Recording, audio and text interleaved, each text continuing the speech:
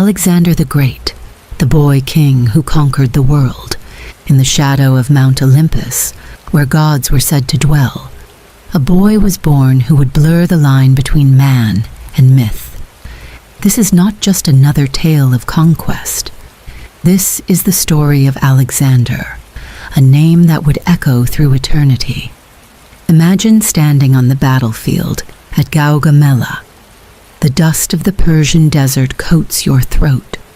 Before you, stretching to the horizon, stands the largest army ever assembled.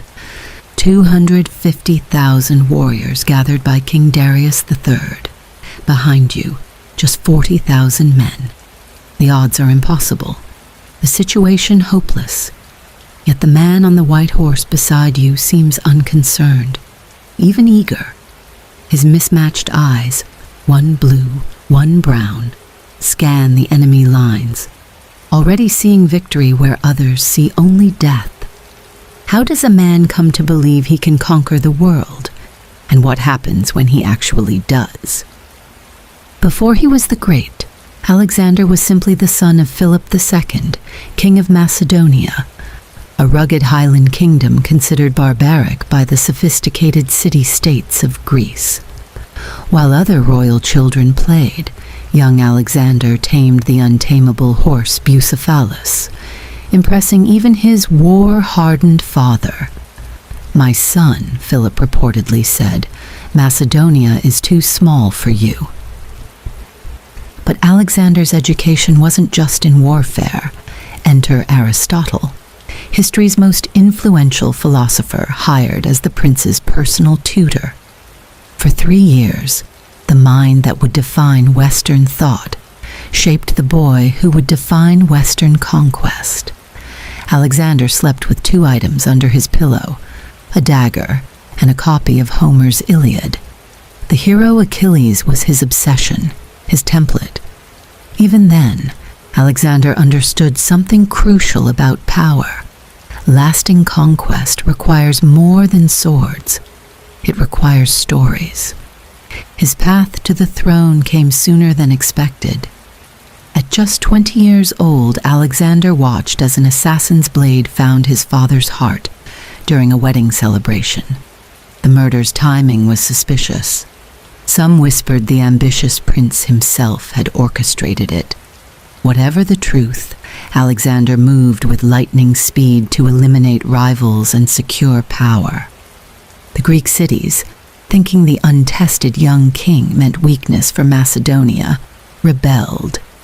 They had fatally misjudged their man. When Thebes defied him, Alexander's response was merciless. The ancient city was razed to the ground, its population slaughtered or sold into slavery. Only the house of the poet Pindar was spared, a chilling message that Alexander revered culture, even while destroying those who created it. With Greece pacified through terror, Alexander turned his gaze east, toward the Persian Empire, the superpower of the ancient world, spanning from Egypt to India. With just 40,000 men, he crossed the Hellespont, kissing the shore of Asia as he landed. When asked about supply plans for the campaign, he pointed to the enemy territories ahead and simply said, "Their lands will feed us." The Persian response was dismissive. Who was this boy king to challenge an empire that had stood for centuries? At the Battle of Granicus River, Alexander answered that question by personally leading the charge, distinctive white-plumed helmet making him a target for every Persian arrow and spear. A Persian noble's blade came within inches of ending Alexander's story right there, slicing off part of his helmet. History pivoted on the swing of a sword when Alexander's companion Clytus severed the Persian's arm, saving the king's life. That night, as Persian captives knelt before him, Alexander showed unexpected mercy, earning their loyalty. This wasn't mere compassion. It was strategic genius. Why fight an empire when you can become it? While Greek commanders before him treated Persians as eternal enemies, Alexander saw them as future subjects. The conquests ahead would require not just defeating armies, but winning hearts. After defeating Darius at Issus, Alexander took a fateful detour to the impregnable island city of Tyre. When they refused to surrender, Alexander did the impossible. He built a causeway to the island through open sea. It took 7 months of engineering defiance against nature itself. When the city finally fell, his vengeance was terrible. Thousands crucified along the shoreline as a warning to any who might resist. Yet within weeks, this same man entered Egypt, not as conqueror, but liberator. Here, his genius for cultural manipulation revealed itself. While his Greek generals scoffed at barbarian customs, Alexander embraced Egyptian traditions, making offerings to their gods. He journeyed across deadly desert to the oracle of Siwa, where priests proclaimed him a divine son of Amun, the pharaoh reborn. Was this calculated political theater? Or had Alexander begun to believe his own mythology? The line was blurring. It was in Egypt that Alexander founded the first of many cities bearing his name. Alexandria would become the greatest metropolis of the ancient world, home to the lighthouse and library that would define human achievement. Standing there on the Mediterranean shore, did Alexander already envision the city's future glory? Or was he simply marking territory like a predator, claiming new hunting grounds? The decisive confrontation with Darius III came on the plains of Gaugamela.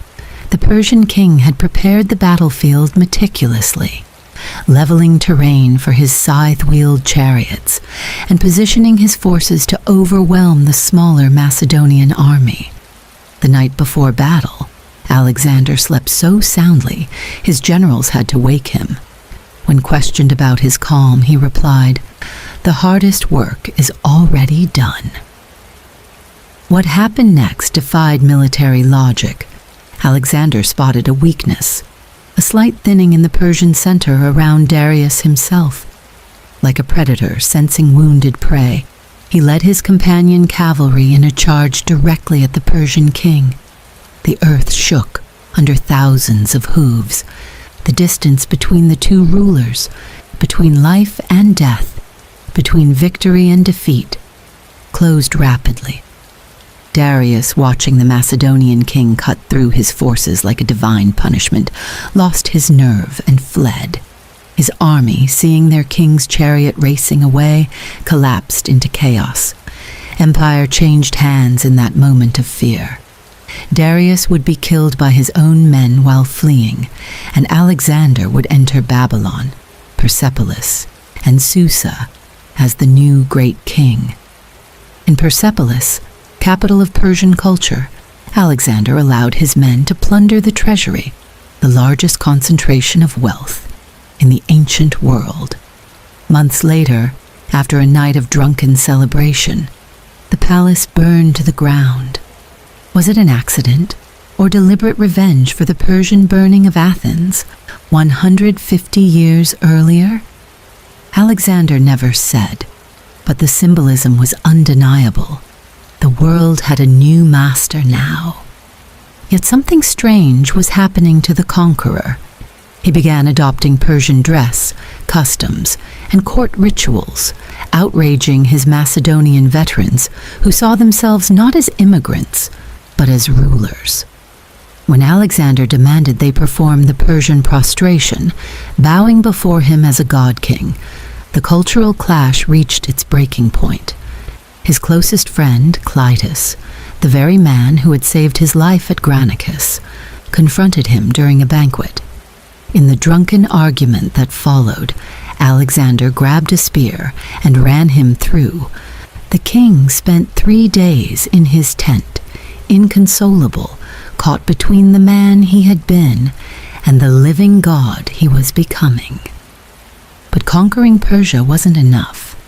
Something drove Alexander eastward.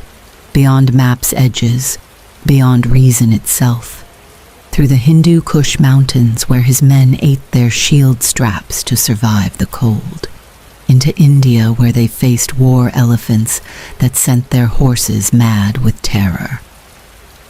At the Hydaspes River, fighting through monsoon rains, Alexander secured his final major victory against King Porus. When asked how he wished to be treated after defeat, Porus answered, "Like a king." Impressed by his dignity, Alexander not only spared him but expanded his territories. This moment reveals the complexity of the conqueror, capable of both breathtaking destruction and unexpected magnanimity. It was in India that Alexander's men finally said, "Enough." After a decade of fighting thousands of miles from home, they refused to march further into unknown lands. Even Alexander's legendary persuasive powers failed him. For the first time, the unstoppable force met an immovable object, the human limitation of his own army. The return journey became Alexander's greatest failure. Choosing to cross the Gedrosian desert, he lost more men to heat and thirst than to all his battles combined. Was this hubris, punishing his army, or simply the restless need to go where others had failed? Back in Babylon, Alexander faced new challenges. His beloved companion Hephaestion died suddenly, sending the king into depths of grief that alarmed his court. The man who had conquered nations couldn't conquer his own loss. He planned unprecedented funeral games and ordered temples built to honor his friend as a divine hero. Then Alexander faced a new enemy, one he couldn't defeat with sword or strategy. After a night of heavy drinking, fever seized him. For 12 days, the conqueror of the known world fought his final battle. His voice weakened to a whisper as generals and companions crowded around his deathbed. They asked to whom he left his empire. Alexander's final words were either the strategic ambiguity of a dying king or his last bitter joke, "To the strongest." At just 32 years old, having never lost a battle, the man who thought himself a god discovered his mortality. His body, preserved in honey rather than embalmed, became as contested as his territories. His empire fractured immediately, his generals carving it into kingdoms that would war for generations. Yet Alexander's true conquest wasn't land, it was imagination. He created the first model of globalization, a world where Greek culture blended with Persian, Egyptian, and Indian traditions. Cities he founded would thrive for centuries. Trade routes he established still influence global commerce. His tactical innovations shaped warfare through the ages. But beyond these tangible legacies lies something more profound. Alexander represents humanity's eternal struggle between greatness and hubris, between the drive to exceed boundaries and the destruction that often follows. He reminds us that history's most impactful figures are rarely its most virtuous, that transformation and devastation often flow from the same source. The question Alexander still forces us to confront is deceptively simple. What is the cost of greatness? For a world made and remade in the wake of Alexandrian ambition, that question has never lost its power. Was he a visionary who united cultures, a military genius who redefined leadership, or a murderous megalomaniac consumed by his own myth? Perhaps he was all of these. The most honest answer might be found in the ancient world's understanding of heroism itself, that greatness and goodness are not the same thing, that the figures who most transform our world are often burning with a fire that consumes everything around them, including, eventually, themselves. Alexander the Great. Even now, 2,300 years after his heart beat its last, his name still makes us wonder about the outer limits of human achievement, about the price of ambition, and about that razor-thin line between being remembered as a hero or as a monster. In the end, perhaps that uncertainty is his most enduring conquest of all. Cleopatra and Caesar, the alliance that shook two empires. Imagine a cold winter night in Alexandria, 48 BCE. The Mediterranean wind howls outside a palace under siege. Inside, a young queen paces in the flickering lamplight, calculating her survival. At just 21 years old, Cleopatra VII Philopator has already lost her throne to her younger brother. Civil war threatens to tear Egypt apart. Outside the city walls, a new player has arrived. A 52-year-old Roman general with graying hair, burning ambition, and an army at his command. His name, Julius Caesar. 2 rulers, 2 empires. One fateful meeting that would alter the course of history. But this isn't just a story of political alliance. It's a tale of audacity, seduction, genius, and hubris. A collision of 2 of history's most brilliant minds, each playing a dangerous game with empires as their chess pieces. What happened between them would shake the foundations of the ancient world and leave ripples we still feel today. To understand how we got here, we need to step back. Cleopatra was never supposed to rule alone. The latest in a dynasty of Greek rulers descended from Alexander the Great's general Ptolemy. She inherited a kingdom in decline. Once the Mediterranean's wealthiest state, Egypt was now debt-ridden, politically fractured, and increasingly under Rome's shadow. When her father Ptolemy XII died, he left explicit instructions that Cleopatra should rule jointly with her younger brother, Ptolemy XIII, who was also, in the tradition of Egyptian royalty, her husband. It was a marriage of politics, not passion. Ptolemy XIII was just 10 years old when they became co-rulers. Cleopatra, 7 years his senior, quickly established her dominance, putting her face alone on coins and making decisions without consulting her brother-husband or his advisors.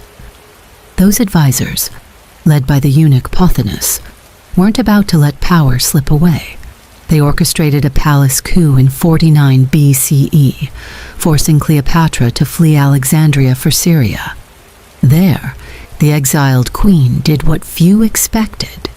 Instead of accepting defeat, she raised an army. The stage was set for civil war. Meanwhile, across the Mediterranean, Rome was having its own civil war.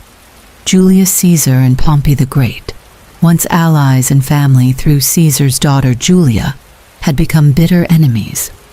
After crossing the Rubicon River with his army, an act of open rebellion, Caesar forced Pompey to flee Italy.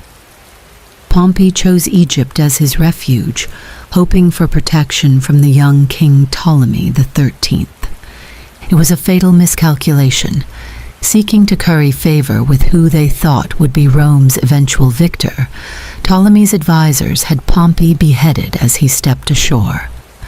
They presented his head to Caesar as a gift when he arrived days later, expecting gratitude. Instead, Caesar was outraged. Pompey was a Roman consul, his former son-in-law, and his legitimate political rival, not some common criminal to be executed by foreign hands. The young king had unwittingly committed his first major blunder in the deadly game of Roman politics. Caesar took control of the royal palace, essentially placing Ptolemy XIII under house arrest, while claiming to arbitrate the dispute between the royal siblings. He summoned both to appear before him to state their cases. Ptolemy could simply walk in the front door. But how was the exiled Cleopatra to safely enter a city, indeed, a palace, controlled by her enemies? What happened next became legend. As the Roman historian Plutarch tells it, Cleopatra had herself smuggled into Caesar's quarters wrapped in a carpet, or possibly a linen sack for bedding, carried by her loyal servant Apollodorus. Imagine Caesar's surprise when the bundle was unrolled to reveal the exiled queen of Egypt. It was a moment of breathtaking audacity, the kind of calculated risk that defined both their careers. Cleopatra hadn't just found a way into the palace, she'd bypassed all official channels and protocols to get a private audience with the most powerful man in the known world. What transpired that night remains the subject of speculation, but by morning, Caesar had become Cleopatra's ally. Was it seduction, political pragmatism, genuine connection? Perhaps all three.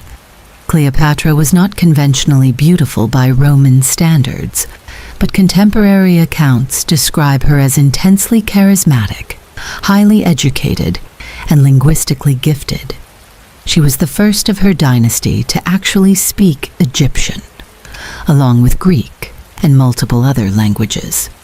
Caesar himself was no naive youth easily manipulated by feminine wiles.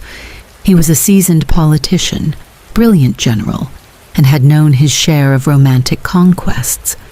Yet something about Cleopatra captivated him.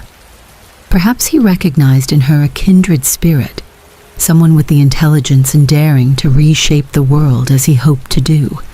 When Ptolemy XIII realized what had happened, he reportedly ran into the streets, tearing off his royal diadem in rage, inciting the Alexandrian population to revolt.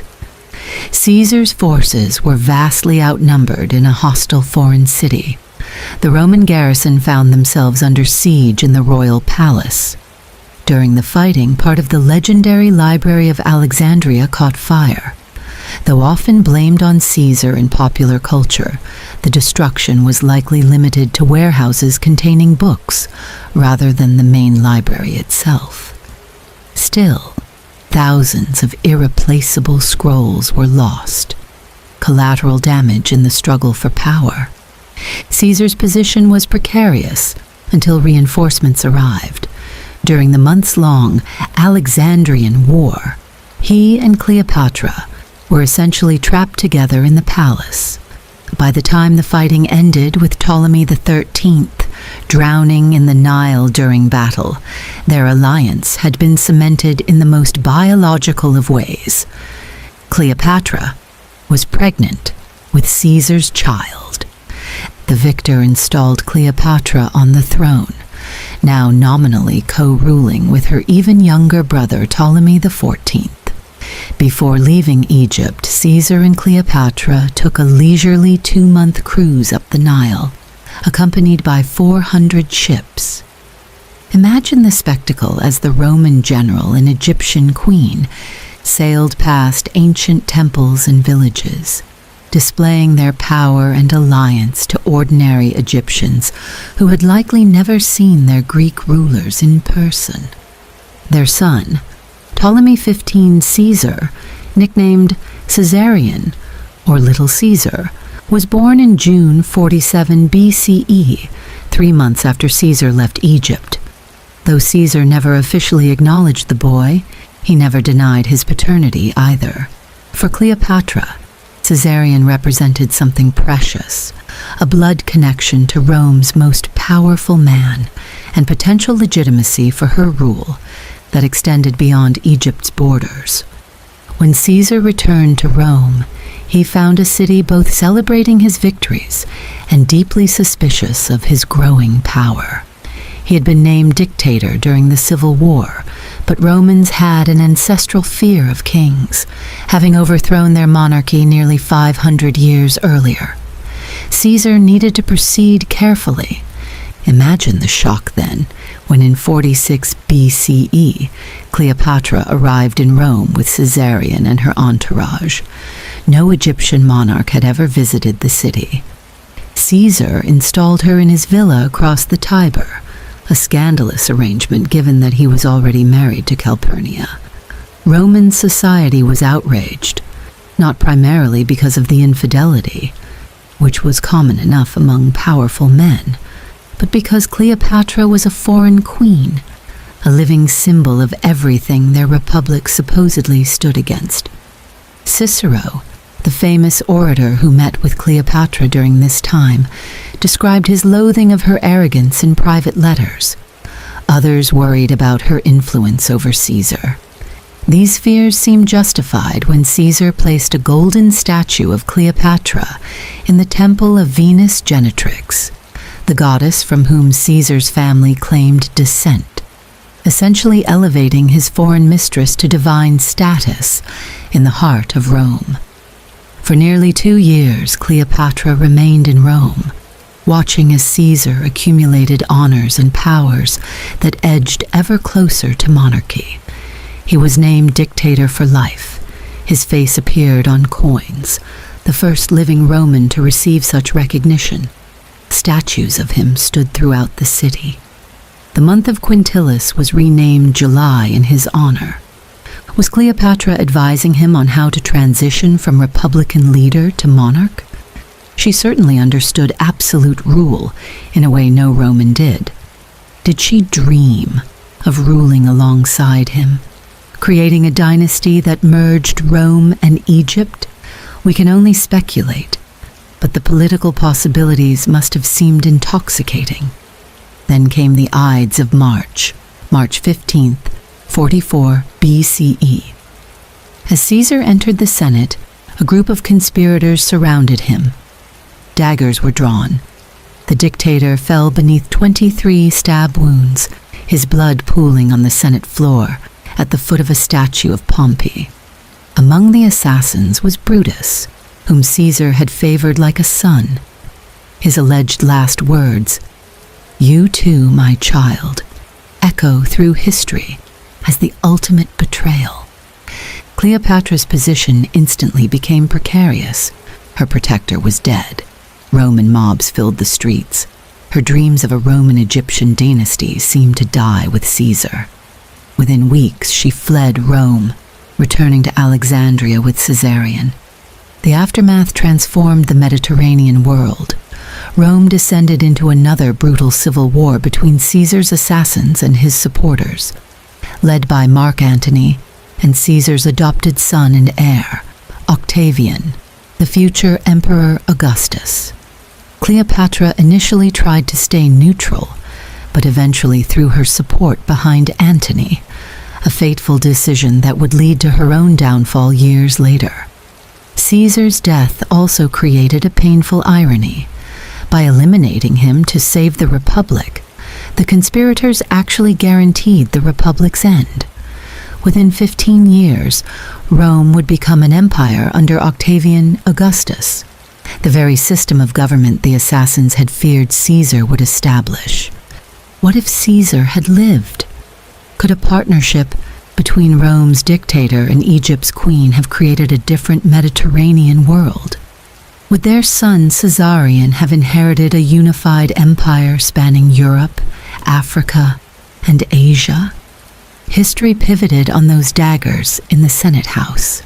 The political alliance between Caesar and Cleopatra lasted barely 3 years, yet its consequences rippled across generations.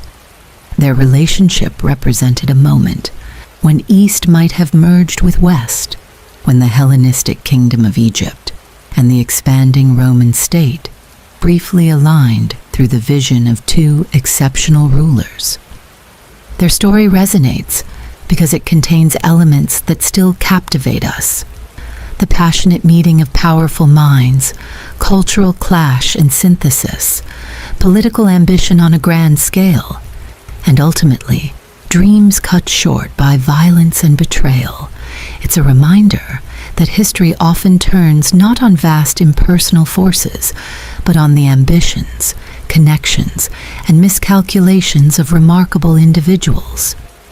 Cleopatra would survive Caesar by 14 years, forming a new alliance with Mark Antony that threatened to reshape the Mediterranean yet again. But that's another story. Her rule ended in defeat and suicide as Octavian's forces closed in. The boy, Caesarion, the living legacy of her connection to Julius Caesar, and possibly the last hope of a different future, was hunted down and killed on Octavian's orders. No potential rival with Caesar's blood could be allowed to live. Egypt became a Roman province. The 3,000-year tradition of pharaonic rule ended. The Ptolemaic dynasty that had ruled for nearly 3 centuries disappeared. Rome's transformation from republic to empire accelerated, and the brief moment when 2 cultures and empires might have merged under 2 of history's most brilliant rulers faded into memory, leaving us to wonder about what might have been.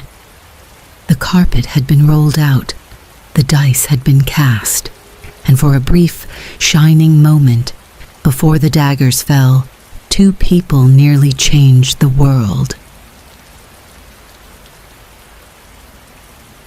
The 300 Spartans, Thermopylae' last stand against Persian might. Dawn breaks over the narrow coastal pass of Thermopylae. The air smells of salt from the nearby Malian Gulf, mixing with the sharp scent of pine from the mountains that tower over the pathway. On one side, steep cliffs rise to impossible heights. On the other, the sea crashes against rocky shores. Between them lies a passage barely wide enough for a wagon, the only viable route for an army to pass from northern into central Greece. It is here, in this natural choke point, the Hot Gates, named for the sulphurous springs that dot the landscape, that history's most famous last stand is about to unfold. The year is 480 BCE. The largest invasion force ever assembled in the ancient world is marching toward this position. At its head is Xerxes I, the king of kings, ruler of the Persian Empire, a domain stretching from the Indus River to the shores of the Aegean, encompassing more than 40% of the world's population. Behind him marches a force that ancient historians numbered at over 1 million men, though modern estimates suggest a still staggering 300,000. Facing them, just 300 Spartans, along with several thousand Greek allies. Led by King Leonidas of Sparta, these men have been dispatched on what amounts to a suicide mission, to buy time for the rest of Greece, to prepare its defenses, to slow the seemingly unstoppable Persian advance, and perhaps, though none dare hope aloud, to show that free men fighting for their homeland could stand against even the greatest empire the world had ever known. What would unfold over 3 bloody days at this narrow pass would become not just a pivotal moment in the Persian Wars, but one of history's most enduring symbols of courage, sacrifice, and the power of tactical advantage against overwhelming odds. But to understand what happened at Thermopylae, and why these 300 Spartans marched knowingly to their deaths, we must first understand the storm that had been brewing between Persia and Greece for decades. The clash between Persian autocracy and Greek democracy had been inevitable since the Ionian revolt of 499 BCE, when Greek city-states in Asia Minor rebelled against Persian rule. Athens had supported their fellow Greeks, sending ships and troops. When the revolt was crushed, the Persian king Darius I vowed revenge against Athens for their interference. In 490 BCE, Darius launched the first Persian invasion of Greece, only to see his forces defeated by the Athenians at the Battle of Marathon. This stunning upset, a smaller Greek force defeating the supposedly invincible Persians, only intensified Persian determination to subjugate these troublesome Greeks, once and for all. When Darius died, his son Xerxes inherited both his throne and his vendetta. For 7 years, Xerxes prepared for an invasion that would demonstrate Persian power in terms no one could question. He ordered a canal dug through the Mount Athos Peninsula to avoid the dangerous waters that had wrecked a previous Persian fleet. He had engineers construct pontoon bridges across the Hellespont, effectively lashing together hundreds of ships to create a floating highway spanning the strait between Asia and Europe. When a storm destroyed the first bridges, Xerxes allegedly had the sea itself whipped as punishment before ordering new bridges built. Whether historical fact or Greek propaganda, the story captures something essential about how the Greeks viewed the Persian king as a man whose hubris led him to believe he could command even nature itself. As the Persian juggernaut approached, the Greek city-states faced an existential crisis. Many chose immediate surrender, offering earth and water, symbols of submission to Persian envoys. Athens and Sparta, traditional rivals, formed the core of resistance. But even united, they faced impossible odds. Their strategy emerged from necessity. The Athenians, with the strongest navy in Greece, would confront the Persian fleet, while a land force would make a stand at Thermopylae to prevent the Persian army from advancing southward. If they could hold this narrow pass, the Persian advantage in numbers would be neutralized. The timing proved problematic for Sparta. The approach of the Persian army coincided with the sacred Carnea festival, during which Spartan military activity was forbidden.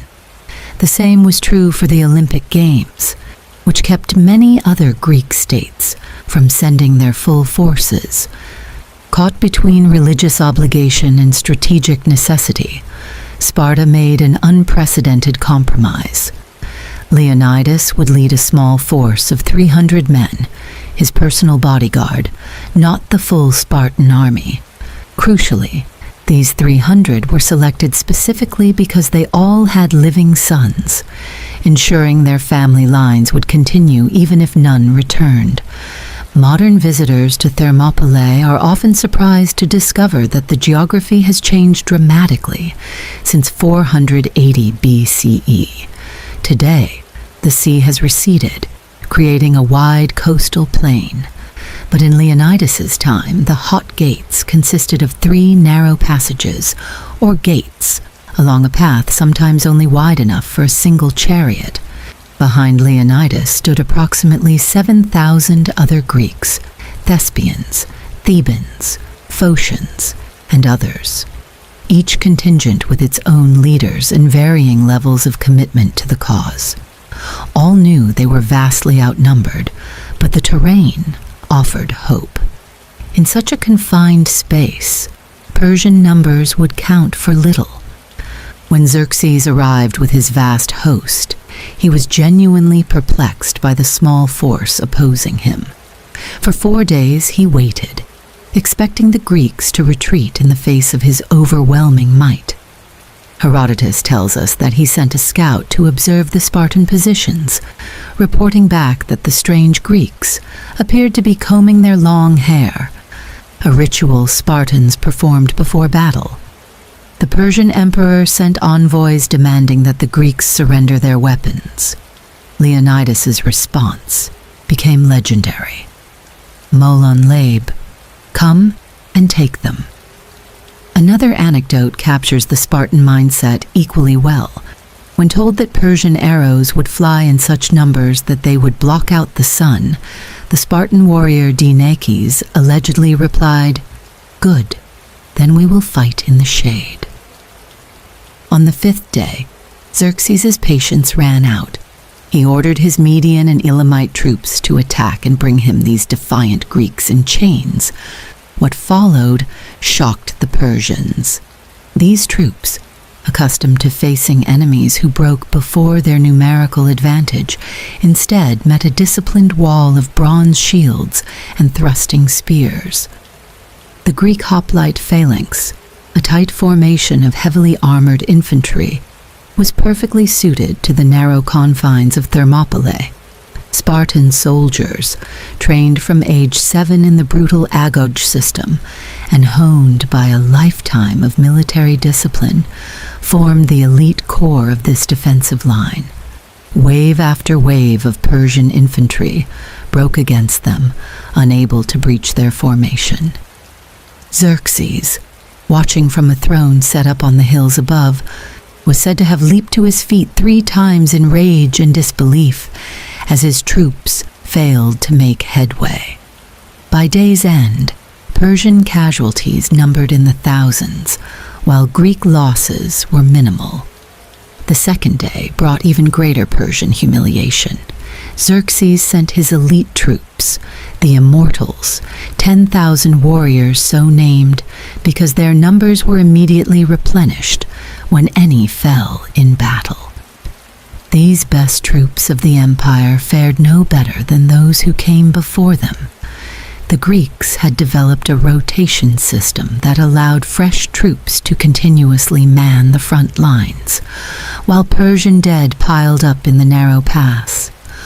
On the second night, as both sides prepared for a third day of battle, a local Greek named Ephialtes approached the Persian camp. Motivated by the promise of wealth, he revealed to Xerxes something the Persian king desperately needed: knowledge of a mountain path that would allow troops to circle behind the Greek position. Throughout that night, under cover of darkness, a contingent of Persian immortals led by General Hydarnes followed Ephialtes along the Anapaya path through the mountains. A small force of Phocians had been positioned to guard this route, but they were quickly driven off, unprepared for a major attack. At dawn on the third day, as fighting resumed at the main pass, Leonidas received the news that would seal his fate. The Persians would soon be at their rear. The Spartan king faced an impossible choice. His mission to delay the Persian advance had been accomplished. For 2 full days, they had held back an empire. He could now order a full retreat, saving most of his force for future battles. Instead, Leonidas made a decision that would echo through history. He dismissed the bulk of the allied Greeks, keeping only his 300 Spartans, along with 700 Thespians who refused to withdraw, and 400 Thebans whose loyalty he questioned and effectively kept as hostages. Together, this small force would make a final stand, while the others escaped to fight another day. Why did Leonidas choose certain death? Spartan law provided one powerful motivation. Spartans were expected to conquer or die, never to retreat. But there was also strategic calculation. A fighting retreat would have resulted in even higher casualties, as the faster Persian cavalry ran down fleeing hoplites. By sacrificing a smaller force, Leonidas could save the majority of the Greek army. For the final confrontation, the Greeks moved beyond the narrow confines of the pass into a wider area. No longer attempting to hold the position, they sought only to inflict maximum damage before they fell. Forming a small hill, the remaining defenders fought with desperate intensity, using every weapon at their disposal. And when their spears broke, their swords, and when their swords broke, their hands and teeth. Leonidas himself fell in this final stand, triggering a desperate battle over his body. 4 times the Greeks drove back Persian attempts to claim their fallen king. Eventually, outnumbered and surrounded, every last defender was killed. Xerxes, in a rage unbecoming a great king, ordered Leonidas's head cut off and displayed on a stake, an act that revealed how deeply these 300 Spartans had shaken his confidence. But Thermopylae was, by conventional metrics, a Persian victory. The way to central Greece lay open. Within weeks, Persian forces would sack and evacuated Athens and burn its temples to the ground. Yet even as Xerxes celebrated this apparent triumph, The seeds of his eventual defeat had been sown at the hot gates. The Greeks had gained precious time to evacuate civilians from Athens and prepare for the naval battle of Salamis, where they would deliver a crushing defeat to the Persian fleet. Equally important was the psychological impact of Thermopylae. It shattered the myth of Persian invincibility and showed that their massive advantage in numbers could be neutralized by superior tactics, equipment, and determination. For the Persians, the cost of victory at Thermopylae was staggering, not just in casualties, which Herodotus puts at 20,000, but in morale. If conquering a narrow pass defended by a few thousand Greeks cost so dearly, what price would they pay for conquering all of Greece? The question haunted Persian commanders throughout the remainder of the campaign. After Salamis forced a Persian naval retreat, Xerxes returned to Asia with much of his army, leaving his general Mardonius to complete the conquest. But at Plataea, in 479 BCE, a united Greek army decisively defeated the remaining Persian forces, effectively ending the invasion threat. In the aftermath, a monument was erected at Thermopylae, bearing one of history's most famous epitaphs, composed by the poet Simonides. "Go tell the Spartans passer-by that here, obedient to their laws, we lie." This simple verse captures the Spartan ethos perfectly, not glorifying individual heroism, but emphasizing collective duty and obedience to law above even survival itself. Over the centuries, Thermopylae has become more than a historical event. It's a cultural touchstone representing the power of the few against the many, of freedom against tyranny.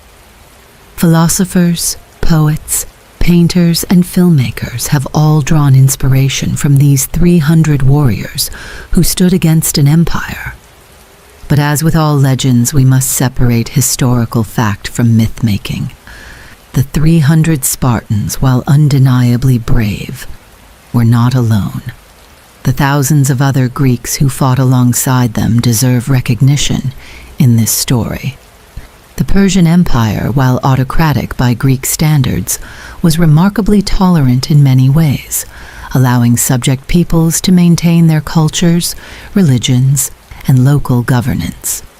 The real significance of Thermopylae lies not in a simplistic narrative of freedom versus tyranny, but in what it reveals about the power of tactical advantage, the importance of terrain in warfare, and most crucially, how a carefully cultivated reputation for military excellence can impact events far beyond the battlefield itself. Sparta had spent centuries building an image of martial invincibility. At Thermopylae, they demonstrated that this reputation was deserved, even in defeat. The psychological impact reverberated throughout Greece, inspiring resistance when surrender seemed the only logical choice. 2.5 millennia later, Thermopylae remains military shorthand for a heroic last stand against impossible odds. From the Alamo to Bastonia, commanders have invoked the 300 Spartans to inspire their troops in desperate situations. Military academies still study the battle for its lessons in using terrain to neutralize enemy advantages. But perhaps the most profound legacy of Thermopylae is how it demonstrates that defeat can sometimes achieve more than victory. Had Leonidas withdrawn his forces intact, he might have preserved his life and his men, but the impact on Greek morale would have been devastating. By choosing certain death, he and his 300 Spartans created a symbol so powerful that it helped unite the notoriously fractious Greek city-states against a common enemy. In the narrow pass between mountain and sea, surrounded by enemies on all sides, these warriors made a choice that transcended mere military calculation. They chose to stand when they could have fled, to fight when they could have surrendered, to die when they might have lived. In doing so, they remind us that the measure of courage is not found in victory parades, but in those moments when we face impossible odds and still choose to stand our ground. As we look back across 25 centuries to those 3 fateful days, we can still feel the weight of their decision. The hot gates have cooled, the geography has changed, empires have risen and fallen, but the 300 remain, frozen in that moment of perfect valor that continues to inspire us with its simple, terrible choice: to live on bent knees or to die on your feet. Spartacus, the slave who challenged Rome. The arena falls silent as 2 men circle each other in the blood-soaked sand. One is a celebrated gladiator who has survived dozens of such contests. The other is newer to the games, but moves with the confident grace of a natural warrior. Their breath comes in ragged gasps, visible in the cool air of Capua. Metal scrapes against metal as their swords meet, each searching for the fatal opening that will end this dance of death. But in the mind of one fighter, the Thracian known as Spartacus, something else is taking shape. Not just survival through this combat, but a vision of freedom that will shake the foundations of the most powerful empire on earth. This is not just another tale of rebellion. This is the story of how one enslaved man created the largest slave uprising in ancient history, a revolt that would require the full might of Rome to crush, that would claim the lives of tens of thousands, and that would haunt Roman nightmares for generations to come. To understand Spartacus and his revolution, we must first understand the brutal world that created him. In the 1st century BCE, the Roman Republic stood at the height of its power. Its legions had conquered the Mediterranean world, bringing unprecedented wealth to Rome, and with it, an insatiable demand for slaves. Approximately 1/3 of Italy's population lived in bondage, their bodies and labor, the fuel that powered Roman expansion and luxury. Slavery in Rome was not based on race, as in more recent history, but on conquest. Anyone unfortunate enough to be on the losing side of a conflict with Rome could find themselves sold at auction, regardless of their former status, education, or wealth. The slave markets overflowed with captives from Gaul, Germania, Thrace, Syria, Greece, and countless other lands. Among these countless anonymous human transactions was one that would prove fateful: the sale of a Thracian warrior named Spartacus. Ancient sources tell us he had once fought as an auxiliary in the Roman army before deserting or being captured. His military training made him especially valuable for one particular purpose: entertainment in the arena. Purchased by Lentulus Batiatus, Spartacus was sent to a ludus, gladiatorial school, in Capua, just south of Rome. These were not the heroic training grounds often depicted in film. They were brutal prison factories designed to transform men into living weapons, expendable performers in Rome's favorite bloody spectacle. Inside the ludus walls, gladiators lived in small prison-like cells. Their training was relentless and vicious, conducted under the constant threat of the whip. Instructors called doctores drilled them in specific fighting styles, each with distinct weapons and techniques. Some trained as heavily armored Samnites, others as lightly equipped Thracians like Spartacus, or as net-wielding retiari. All knew that their lives depended on mastering these skills. The psychological conditioning was equally severe. Men who had once been free, some even nobles in their homeland, were now reduced to property, forced to take the gladiator's oath. I undertake to be burned, chained, beaten, or killed by the sword, and to endure anything else ordered by my master. Yet within this dehumanizing system, Spartacus maintained something his captors couldn't take, a vision of freedom. In 73 BCE, that vision ignited into action. The spark came from the kitchen. According to Plutarch, Spartacus and approximately 70 other gladiators conspired to escape, using kitchen utensils as improvised weapons. Their plan was discovered, forcing them to act prematurely. Only about 30 succeeded in fighting their way out of the ludus. Among them were 2 Gallic gladiators, Crixus and Oenomaus, who would become Spartacus's key lieutenants. The escaped gladiators seized actual weapons from a passing wagon and fled to the slopes of Mount Vesuvius, the same volcano that would later destroy Pompeii. This natural fortress provided defensible terrain where they could regroup and decide their next move. Rome's initial response was dismissive. Escaped slaves were common enough to have a standard procedure. Local authorities would organize a militia to hunt them down, crucify them as examples, and return to business as usual. The praetor Gaius Claudius Glaber was dispatched with a hastily assembled force of about 3,000 men, not regular legionaries, but a civilian militia with limited training. Rather than assault the escaped gladiators directly, Glaber decided to besiege them on the mountain. Blocking the only known path up or down, he expected hunger and thirst would soon force their surrender. Spartacus, drawing on his military experience, devised an audacious counterattack. Under cover of darkness, his men fashioned ropes from wild vines growing on the mountain. Using these, they lowered themselves down a cliff the Romans had left unguarded, thinking it impassable. The gladiators circled behind the Roman camp and launched a surprise night attack, completely overwhelming Glaber's forces and capturing their supplies and weapons. News of this victory spread rapidly across the Italian countryside, and the implications were explosive.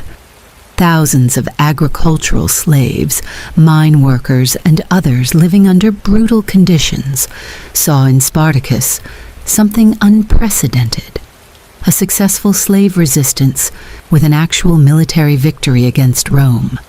They fled their masters by the hundreds, then thousands, making their way to Vesuvius to join what was now transforming from an escape attempt into a full-scale rebellion.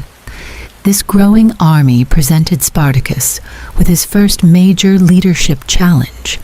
The escaped slaves came from dozens of different regions, speaking different languages, with different motivations. Some, like Crixus and his followers, wanted immediate revenge, to pillage villas, burn estates, and kill as many Romans as possible. Others simply wanted to escape Italy altogether, to return to their homelands. Spartacus appears to have favored the latter approach, showing remarkable strategic thinking.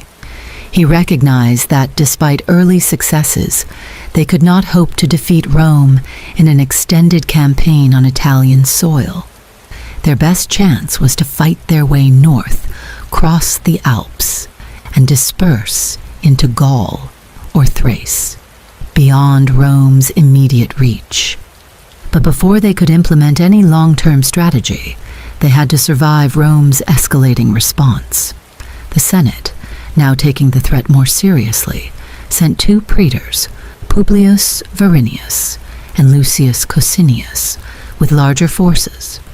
In a series of engagements through late 73 BCE, Spartacus's army defeated these forces as well, capturing their military standards, a serious humiliation for Roman commanders, and accumulating more weapons.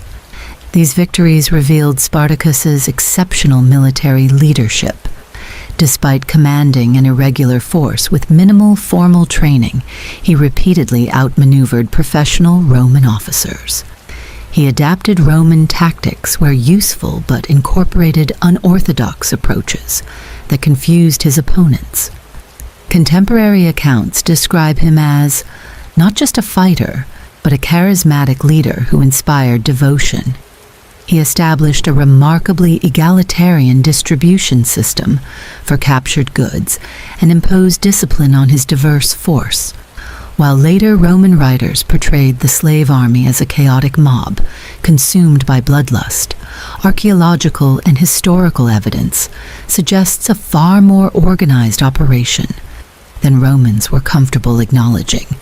By early 72 BC, Spartacus commanded an army estimated at between 70,000 and 120,000 people. Not all were combatants. Many were women, children, and elderly slaves who had joined the rebellion seeking freedom, not battle. Sustaining this massive group required constant movement to new territories for resources. As the rebellion grew, so did Rome's alarm. The Senate appointed Marcus Licinius Crassus, the wealthiest man in Rome and an experienced commander, to end the crisis. Crassus committed 8 legions, approximately 40,000 trained soldiers, to the task. Spartacus recognized the changing dynamics. Moving his massive force south rather than north, he reached the coastal city of Thurii, where he attempted to negotiate with Cilician pirates to transport his followers to Sicily. The island had experienced major slave revolts in recent decades and could provide both sanctuary and additional recruits. But the pirates betrayed him, taking payment without providing the promised ships. This setback forced Spartacus to rethink his strategy yet again, highlighting the precarious position of even a successful slave rebellion. Without allies, without a homeland, without a secure base, they remained perpetually vulnerable, despite their military successes. As Crassus's forces approached, internal divisions weakened the rebel army. Crixus and approximately 30,000 followers separated from the main group, perhaps disagreeing with Spartacus's strategy. This splinter force was surrounded and annihilated by Roman legions, with Crixus himself killed in battle. Spartacus, in a remarkable gesture honoring his fallen comrade, forced captured Roman soldiers to fight as gladiators in funeral games for Crixus, a powerful symbolic reversal of roles that must have resonated deeply with his followers. Despite this setback, Spartacus continued to demonstrate tactical brilliance. When Crassus attempted to trap his army in the toe of Italy by building a wall across the peninsula at Rhegium, Spartacus waited for a snowy night when Roman guards were less vigilant. His forces filled part of Crassus's ditch with earth and timber, creating a bridge across which they escaped the enclosure. Free once more, Spartacus appeared to reverse his strategy, turning his army north toward the Alps, the original escape route. But for reasons that remain debated, after coming within reach of the mountain passes and potential freedom, the rebel army turned south again, back into Italy. Why this fateful decision? Some historians suggest Spartacus's followers, emboldened by their victories, now believed they could challenge Rome directly. Others propose they had accumulated too much plunder to abandon it by crossing the mountains. Perhaps most likely, the diverse coalition was simply fracturing under the pressures of constant movement and combat, with different factions pulling in different directions. Whatever the cause, this return south proved disastrous. Crassus's disciplined legions pursued relentlessly, forcing smaller engagements that gradually weakened the rebel army. Meanwhile, the Roman Senate, determined to end the embarrassing rebellion, recalled 2 additional armies, Pompey's legions from Spain and Lucullus's forces from Thrace, creating a 3-pronged attack that would leave Spartacus with nowhere to retreat. The final confrontation came along the Silarus River in 71 BCE. With Pompey's legions approaching from the north and escape options dwindling, Spartacus had no choice but to give battle against Crassus's full force. Before the engagement, according to Plutarch, Spartacus killed his horse in full view of his troops, declaring, "If I win this fight, I'll have plenty of horses. If I lose, I'll have no need of this one."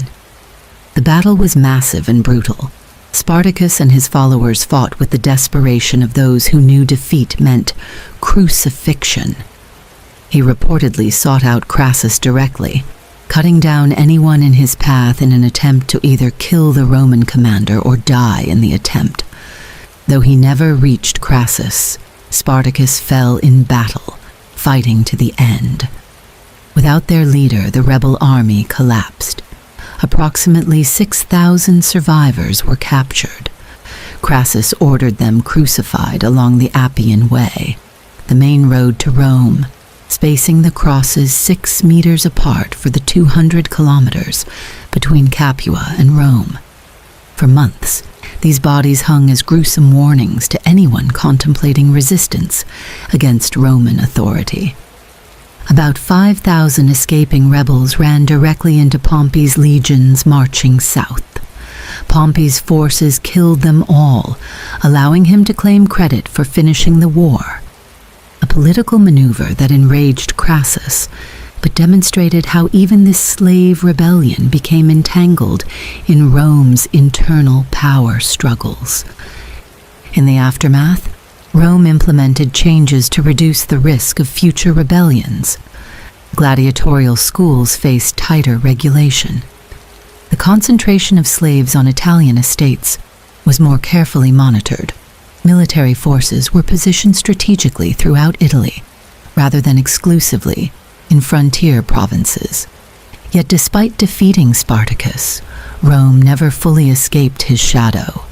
The rebellion exposed fundamental vulnerabilities in the slave-based economy and created a persistent fear among slave-owning Romans.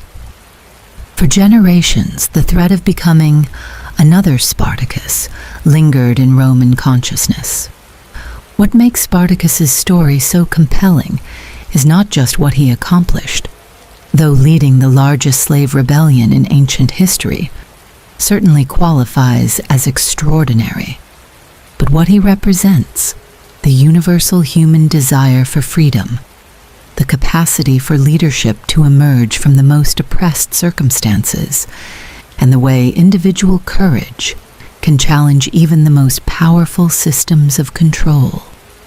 Unlike most ancient figures known only through the writings of elite historians, Spartacus's story has continually resonated with ordinary people. During the 18th and 19th centuries, as Europe and America confronted the institution of slavery, Spartacus emerged as a powerful symbol for abolitionists. During the 20th century, his rebellion inspired labor movements, civil rights activists, and others challenging systemic inequality. The revolutionary leader Toussaint Louverture, who led the Haitian slave rebellion, was called the Black Spartacus. The German anti-Nazi resistance group, led by Rosa Luxemburg and Karl Liebknecht, named themselves the Spartacus League. Even Stanley Kubrick's 1960 film, while taking significant historical liberties, captured something essential about why this story continues to move us: the fundamental human conviction that freedom is worth any price. Roman writers struggled to explain how a simple gladiator could shake their republic to its foundations. They attributed his success to fortune, to Roman complacency, to anything except the possibility that a slave could possess superior leadership and strategic thinking. But the historical evidence suggests something more profound: that Spartacus was genuinely exceptional, a figure who, in different circumstances, might have been remembered as one of antiquity's great generals, rather than as the leader of a failed rebellion. What would have happened had Spartacus's army crossed the Alps when they had the chance? Could they have established a free territory beyond Rome's reach? We can never know. What we do know is that for 3 years, from 73 to 71 BCE, a former slave created an army that repeatedly defeated the forces of the world's greatest military power, briefly transforming the social order of ancient Italy and permanently altering how Rome viewed the millions of enslaved people within its borders. In a world where we still struggle with systemic inequality and human exploitation, Spartacus remains a powerful reminder that the desire for freedom cannot be permanently extinguished by force, and that extraordinary leadership can emerge from the most unlikely circumstances. Though his rebellion ultimately failed, the echo of his defiance, his insistence on human dignity in a system designed to deny it, continues to resonate across millennia. Qin Shi Huang, the emperor who unified China and built an army of clay. The year is 1974.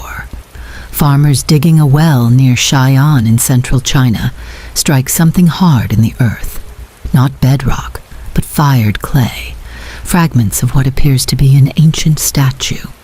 As archaeologists carefully excavate the site, an astonishing scene emerges from the soil. Row upon row of life-sized warriors, each with unique facial features, arranged in precise military formation. Horses, chariots, weapons, an entire army frozen in terracotta for over 2 millennia.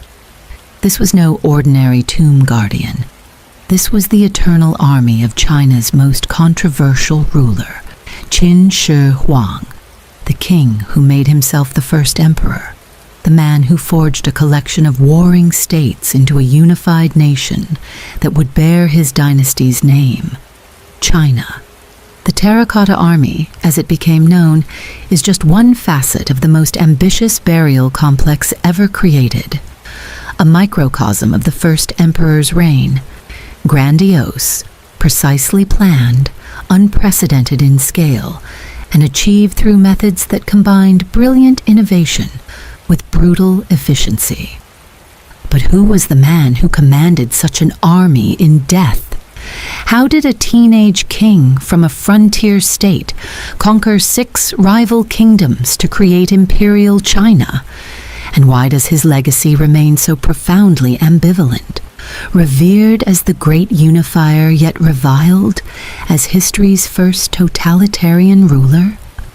The story begins in 259 BCE, in a world unrecognizable from the China we know today. For centuries, the land had been divided into independent warring states, remnants of the once great Zhou dynasty that had fractured into a patchwork of competing powers.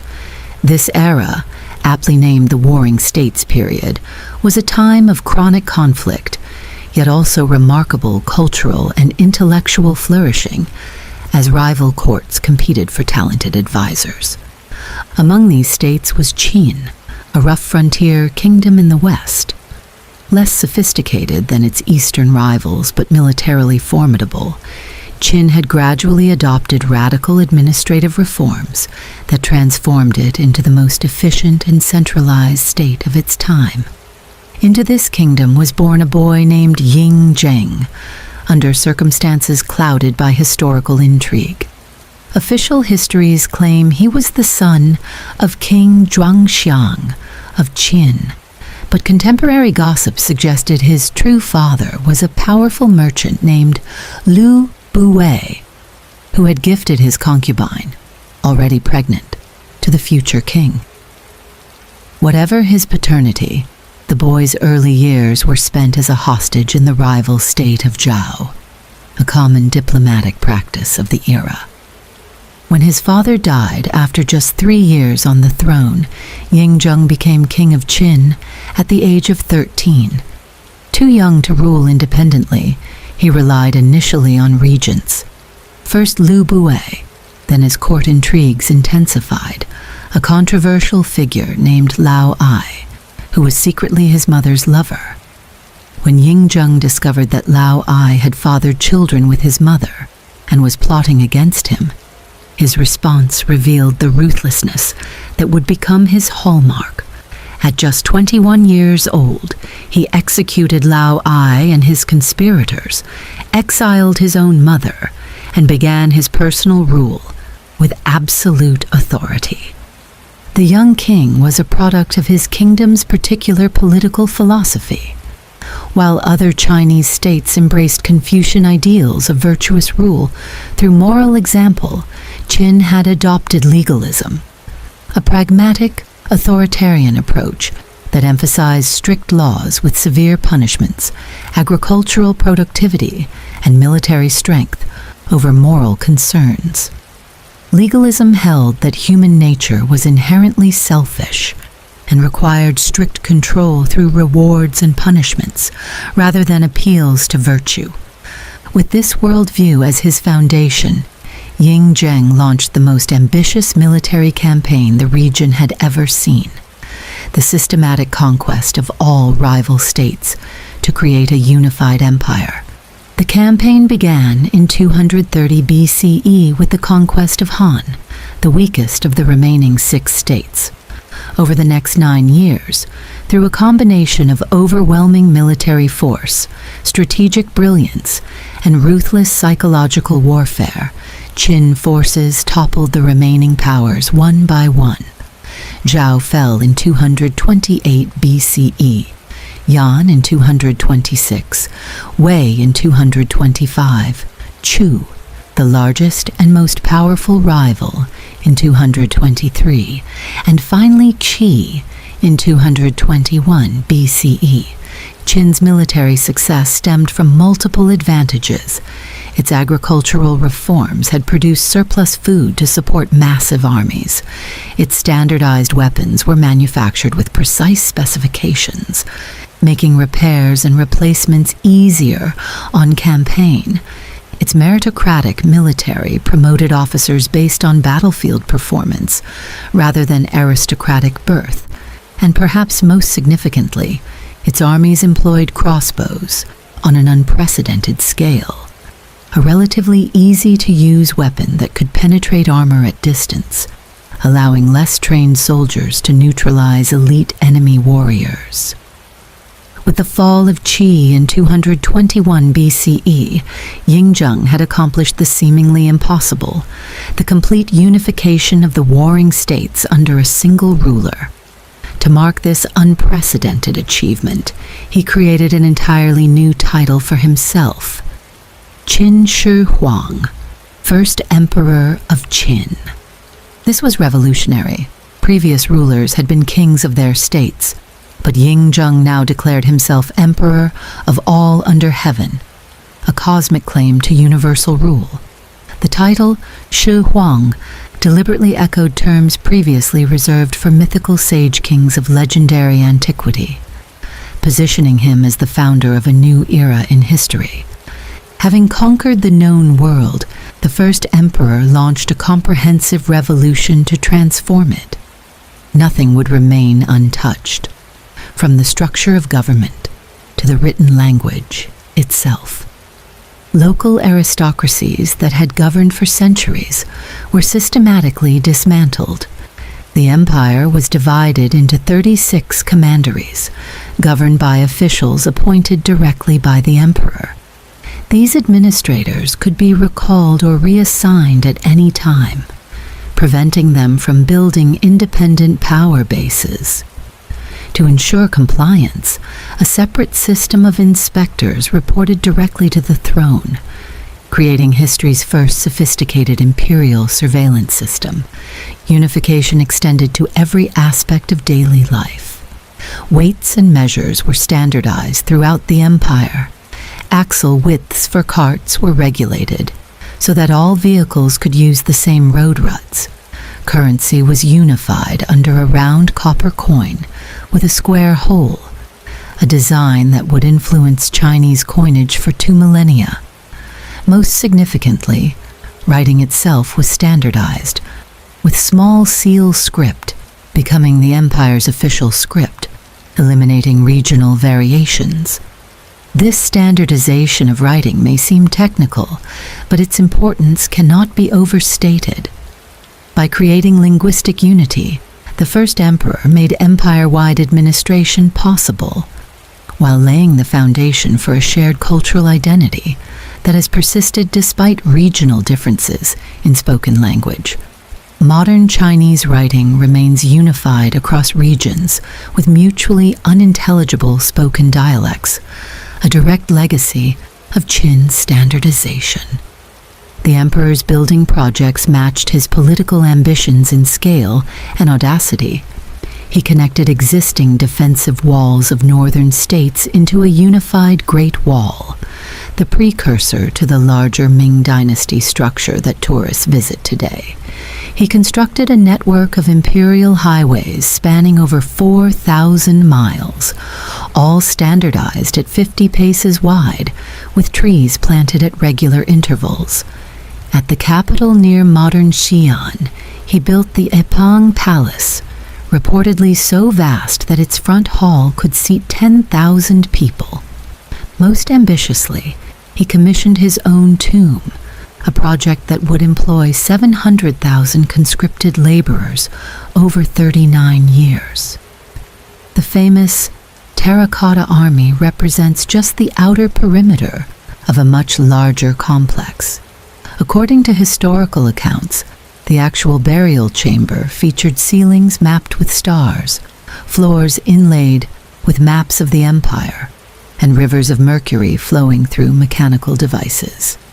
Modern scientific testing has confirmed extraordinarily high mercury levels in the soil above the still unexcavated central tomb. Yet alongside these monumental achievements came equally monumental human costs. The first emperor's methods were as harsh as his vision was grand. Labor for his building projects was largely conscripted, with severe punishments for those who failed to meet quotas. His legal code recognized collective responsibility. Families and neighbors could be punished for failing to report violations. Minor offenses could result in amputation of the nose or feet, while more serious crimes led to execution, often extended to the criminal's entire family. Most controversial was the burning of the books and burying of scholars in 213 to 212 BCE. Concerned about criticism from Confucian intellectuals who opposed his legalist policies, the emperor ordered the destruction of all historical and philosophical works, except those on practical subjects like agriculture, medicine, and divination. When scholars protested, legend claims the emperor buried 460 of them alive, though modern historians debate the accuracy of this account. This suppression of intellectual diversity reflects the emperor's determination to impose ideological unity alongside political unification. The standardization he sought wasn't merely administrative, but extended to thought itself, a goal that would resurface repeatedly throughout Chinese history, most recently during the Cultural Revolution. As his reign progressed, the first emperor became increasingly preoccupied with his own mortality. Having unified all known civilization, he sought to conquer death itself. He dispatched expeditions to find the mythical islands of the immortals, and reportedly consumed alchemical elixirs containing mercury and other minerals believed to confer eternal life. Ironically, these very concoctions likely hastened his death. During an inspection tour in 210 BCE, the emperor fell ill. Desperate to conceal his condition to prevent uprisings, his closest advisor, Li Si, and chief eunuch Zhao Gao kept his death secret for weeks, using carriages of rotting fish to mask the smell of his decomposing body as they transported it back to the capital in the summer heat. Only after the succession had been manipulated in favor of his pliable younger son, Hu Hai, was the emperor's death announced. The dynasty the first emperor expected to last 10,000 generations survived his death by only 4 years. His son, ruling as Qin Shi, second emperor, proved unable to maintain control. Rebellions erupted across the empire, sparked by crushing taxation and labor demands combined with poor harvests. By 206 BCE, the Qin dynasty had collapsed, replaced after a period of civil war by the Han dynasty that would rule for 4 centuries. How should we evaluate this extraordinary figure who fundamentally shaped world history, yet remains as controversial today as in his own time? Was he the visionary unifier who created the foundation for the world's longest continuing civilization? Or the brutal tyrant who sacrificed millions for his megalomaniacal vision? The answer, of course, is both. And this duality explains his complex legacy in Chinese historical memory. While his methods were condemned by Confucian historians, his achievements were too significant to dismiss. The very concept of a unified Chinese state, the assumption that China should be one nation rather than many, stems directly from his conquest. Even his critics accepted the unified empire as natural, while rejecting the means by which it was created. Modern China reveals this ambivalence. When Mao Zedong launched the People's Republic, he explicitly compared himself to the first emperor, praising his book burning as necessary revolutionary action against reactionary thinking. Yet even Mao acknowledged the first emperor buried 460 scholars alive. We have buried 46,000. But haven't we been accused of being like the first emperor? We are 100 times worse. What makes Qin Shi Huang so fascinating is not just what he accomplished, but how thoroughly he embodies the eternal questions of governance. Does the end justify the means? Is unity worth the price of diversity? Can lasting change be imposed by force? His reign represents the fundamental tensions between order and freedom, between visionary leadership and tyrannical control, between national unity and individual rights. The terracotta warriors, with their eerie, individualized faces frozen in eternal vigilance, symbolize this contradiction. They represent both extraordinary artistic achievement and the unlimited labor resources of an autocratic state. They showcase the emperor's meticulous attention to detail, yet also his overwhelming self-absorption that demanded an army for eternity. Perhaps the most revealing aspect of the first emperor's legacy is the contrast between his intended immortality and what actually survived. His carefully engineered bloodline lasted less than 5 years. His promised dynasty of 10,000 generations collapsed before his tomb was even completed. The very scholars he persecuted wrote the histories by which he is remembered. Yet his unified China endured. His standardized writing system persists. The governmental structures he pioneered, centralized bureaucracy, unified legal codes, standardized infrastructure, became the template for not just Chinese governance, but influenced imperial systems worldwide. His terracotta soldiers stand eternal guard today, not over the empire he envisioned, but over something much more enduring, the idea of China itself, a unified civilization that has outlasted countless emperors and dynasties, surviving into a modern age its first architect could never have imagined.